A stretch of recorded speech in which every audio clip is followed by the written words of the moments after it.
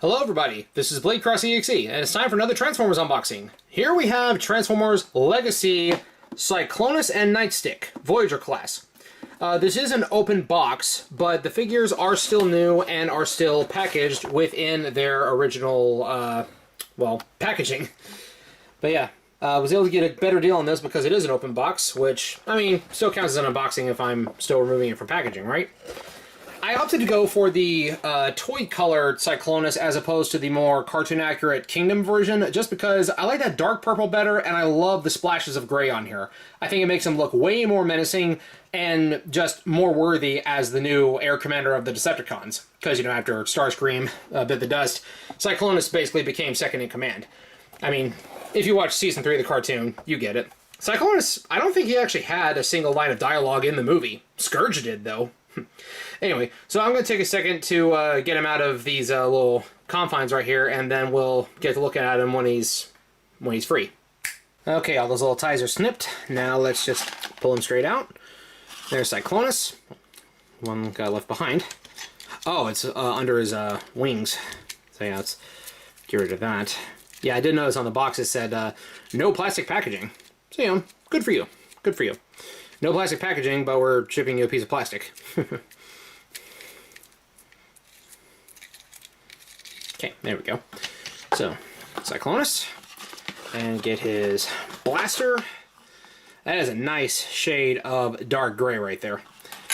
And got two blast effects with it. I think this is the first Transformer that I've owned of the more modern stuff that comes with a blast effect. Because, you know, they don't do, like, spring-loaded stuff anymore. I forgot to cut Nightstick's bottom binder, but there we go. He's out now.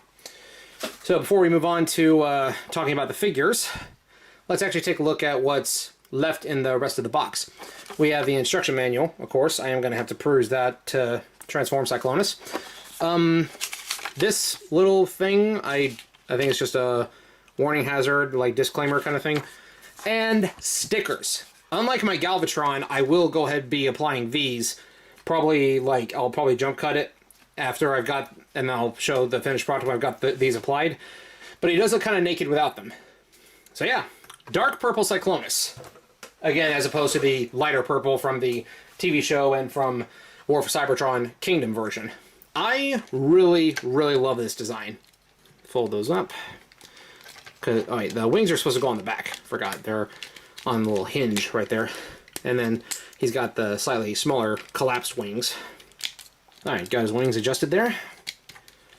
So, before we transform him, let's take a look at some size scaling here. Voyager class figure. So, closest thing I have to match this guy up with, Starscream, the other Air Commander. He's about a head shorter. I don't remember exactly what class Starscream is. This is my dramatic capture version, which is basically just the same as Earthrise, but with a slightly different coat of paint. And we got Soundwave. I think he is a deluxe class figure. And of course we also have toy accurate colored Galvatron to go with toy accurate Cyclonus. And Galvatron is a little bit taller than Cyclonus is if you don't count the ears. You can see the top of Galvatron is poking out back there. And I don't have Scourge yet, so we're going to use Robots in Disguise Scourge as a stand-in. So, shows you how tall Laser Optimus Prime is compared to Galvatron. Alright, so let's clear these guys away, and let's take a look at the figure's articulation. Alright, so we can see the head is on a ball joint, so it rotates all the way around, but it's also got that little stump under there that allows for a lot of good neck movement. It looks like it's just on like a single pin, so it moves around like that. Wings, they can fold and be pretty much perfectly flat, straight back. They're on like I think it's called an armature, like it swings. So you can do straight back, or you can do them fanned out. And as I showed a second ago, you can expand those. That's for jet mode. But you can have bigger wings if you like. Legs, knee bend, thigh swivel, rotates all the way around. Can do a pretty good split forward, backwards, and sideways. Pretty nice detailing on the arm right there. It's got like a little little ribbed texture. Arms can go all the way around 360. Got some bicep rotation. Wings get in the way if they're not folded back of his little arm wings right here. Got some elbow bend. The hands rotate. And one cool thing that I saw on the Lazy Eyebrows comment section for his Kingdom Cyclonus review, someone mentioned that because of part of the transformation for jet mode, you got to flip around the hand to reveal the jet booster. What you could do here is you could totally have Cyclonus be Mega Man, and you could have him have like a little Mega Buster. And I kind of love that. I don't know if any of my blast effects are the right size to fit in. Yeah, that'll do. There you go. Like, I am like 300% like agreed with the idea that Transformers should have some built-in weaponry and gadgets. Like, I know the Bayverse for like the first 2.5 movies, that's like all they did. I don't really remember seeing handheld weapons until like the third one. But I do think that some built-in weapons and gadgets are cool. I always prefer handheld weapons just because it makes it a little bit easier to see like how the action is going, at least to me. But I do love Mega Buster Cyclonus. And it does kind of remind me of how like back in the G1 pilot, you could see Wheeljack like pulled in his hand and then had like a fire extinguisher up his sleeve, and several other characters can just, you know, pull their hands in, then they got a gadget that pops out. But for Cyclonus, it could either be like a jet booster, like just half transform it into jet mode and just blast someone with like super high heat, or I would really like the idea of just having just a energy blaster tucked away in your hand, just bam, there you go. So you can be Mega Man if you have one, or if you want to do the base.exe, you can flip around both and just have him shoot the place up with double busters. Heck, he's already purple like base anyway. Just give this guy a cloak and slash mark across his other way. Slash mark across his chest, get him a cloak, and he's base.exe.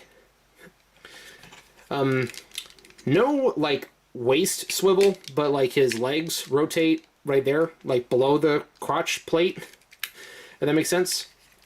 The feet got a little bit of forward, not really a lot of back, but the ankle tilts pretty well.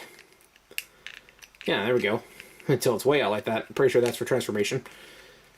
And let's go ahead and put his hands back because we want to talk about the accessories.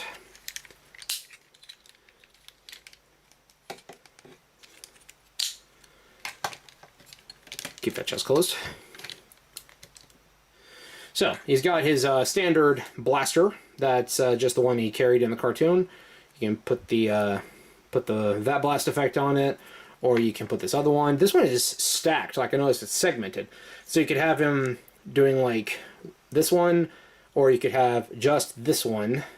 Not as easily, but that still works. Or you can have both. So, got a blaster for one hand, and you do notice that they did properly mold the blaster so it fits in with his wrist shape right there, because he's got all that kibble right there. He doesn't have to turn his hand sideways. He doesn't have to like turn his hand completely sideways to use it. It can sit right up and down. That's fine. And then we have his Target Master partner, Nightstick. I just think it's kind of funny that... Whoops. I think it's kind of funny that an alien would be named Nightstick. I know it's like they added a name in that for the toy, but it's just one of those silly things to me. When it's like, yeah, we're going to another planet. I'm going to meet these, the Hive, and we're going to let them become headmasters and target masters. What's your name? My name's Nightstick. I turn into a gun. I imagine with the name like Nightstick, like Cyclonus would probably just like beat people with him. Like, can he hold that? Yeah, there we go. You use him as an actual club if he's going to be called Nightstick. Now, I haven't had any Target Masters from this current generation, so I don't really know how they transform. So I'll look at that here in a sec, and then I'll try to show it off. There's no articulation, like no bend in the knees or in the elbows. So it's like the arms and legs are one big solid piece. So it looks to me like that tabs into the leg right there. I can see there's a little cutout, or maybe that tabs into the... Well, there's tabs like right there. I'm trying to figure out where they go. Doesn't quite look like it goes there. No. I'll look at the instructions and we'll see how it goes. So I'm going to take a brief pause for a minute. I'll get Nightstick transformed into gun mode, and then after that, I will get Cyclonus transformed into jet mode. Alright, so we got Cyclonus' robot mode all stickered up. The Decepticon logo is ever so slightly crooked. Yeah, they told you to put a sticker on top of the painted logo that's on his chest, but I couldn't readjust it without completely ruining the sticker. Might get a replacement for that later, might not, don't know. So, Nightstick. I was correct that the arms do tab into place right there, and there's also that his, like, waist, like, moves. Like, that moves forward and backward, and that's how his transformation happens.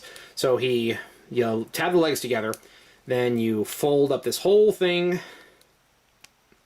keep the legs tabbed together, then you take the wrists, you tab them in place, and then you pick up the blast effect that you dropped. You attach that to the top barrel because apparently, or well, the big barrel, because apparently the small barrel doesn't take these effects very well.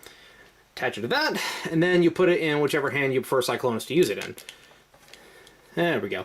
I think it makes sense for it to go in the right hand, because in the show, when Cyclonus and Scourge were confronted by the Hive, rather than giving up their heads to become headmasters, they gave up their weapons to become target masters. So Cyclonus shouldn't even have this gun. He should just have that one. But, oh well. And I'll have to get the rest of the stickers on him once we get him into jet mode. Okay, so I'm going to take a sec to read the instructions, and then I will begin transforming him. Alright, first thing we're going to do, we've already got the wings folded down right here. We're going to take the hands, and we are going to give him the Mega Buster rocket boosters. Other way. Yeah, you do notice that on this one side there's a catch, and on the other side there's not. That means you gotta rotate each one the way that the catch is. So, you do the same for the other hand. Okay. From there, make sure the hand is centered so that way it will close properly. You turn these to have the wings face forward. Then you take the wings and this little arm that they're on, you swing them around, and then you tab the wings. You tab the wings into the arms.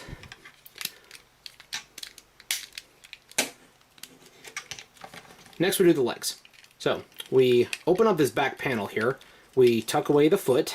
We see that there's a rocket booster right there on that panel. We swing it down, and the foot is completely concealed, and we have booster feet. Or, well, not booster feet, but we now have boosters for the jet engine. I forgot to mention, you probably saw it, but on his feet, he does have two little sockets right here where you could plug blast effects. So if you do have a figure with bigger, like 5mm port blast effects, you could have him like with little hover feet, which is still better than what the Seekers got because they don't have the booster feet like they should. Once you got the feet put away, you stuff the thighs into the shins. That's just the best way I can describe that. Then you tab those legs together to form up the towards the front of the plane. Gotta make sure that the legs are straight, so that way everything will sit correctly. And this leg is having a hard time going in. This is entirely a skill issue. There we go. You want the knee plates, you want the knee pads to sit just below the cod piece right there. Then you connect those together. Alright, from here, you're gonna pull these arm, like, whole, like, armpit segments off, pull the chest down, and then you see that that's where the nose cone is kept. You pull this back, you flip them around, and close it back up. That's where the head disappears to. And the nose cone is kept inside here. Because you remember, oh wait, you gotta unfold the nose cone first. Because Cyclonus has one of the most impressive nose cones out of any Decepticon jet that I've ever seen. Like, it's kind of ridiculous how much nose cone there is here. And I have no fingernails, so I gotta use something else to pry that out. There. Now, how cool is that the nose cone just collapses entirely into the chest? Meanwhile, Starscream and the other Seekers still gotta have the nose cone slung on their back. Which, I don't mind that design, personally. I do think that it's really cool to see how it transforms into, you know, whatever vehicle it's supposed to be. And again, I said before, I do think that the Classics era Seekers were, like, my favorite iteration of the characters. But for those who prefer to just disappear cleanly, it can. And I suspect that the upcoming Studio Series Thundercracker and Skywarp will remedy that. I forgot to mention, he's got some nice light piping back there. You can see he's got orange. Can we, yeah, let's open that up, and can we get a look at his face? There we go. Yeah, he's got orange eyes, and he does have light piping back there. So, close that up. From here, this whole thing swings around and puts the cockpit facing the nose cone. Make sure the legs stay tabbed together, and they plug in right there. And then you see that little slit for the arms, goes into that tab right there, connects right there, bam. And this other one connects same way, bam. And as far as I can tell, that is complete. And he does have landing gear, which is something that not every aircraft comes with nowadays, at least from the Transformers line. And I'm having trouble getting it out because, again, I don't really have long fingernails. There we go. Nice little landing gear right there. It's unpainted, but you can still see where the wheel goes. I don't think he has any toward the back, but... oh, yep, there we go. Got some in the legs. Yes, he does. And they pull down this way.